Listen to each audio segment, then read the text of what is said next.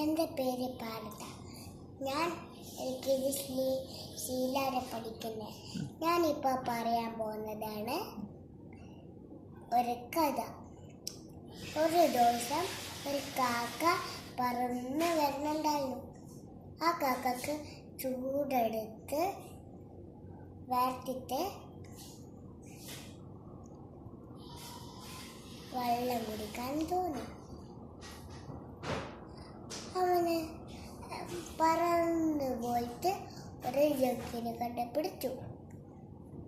എന്നിട്ട് അവൻ ആ വെള്ളം കുടിക്കാൻ നോക്കിയപ്പോൾ കിട്ടിയില്ല. അവനൊരു അടി കിട്ടിയപ്പോൾ അവന് ആ ചെറിയ ചൂടെടുത്തിട്ട് ആ ജഗ്ഗിലിട്ടു. അത് ചൂടെടുത്ത് കുറച്ച് കഴിയുമ്പോഴേക്ക് ആ വെള്ളം മേലോട്ട് വന്നു.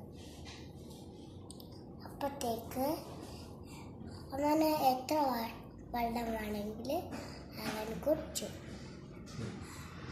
അങ്ങോട്ട്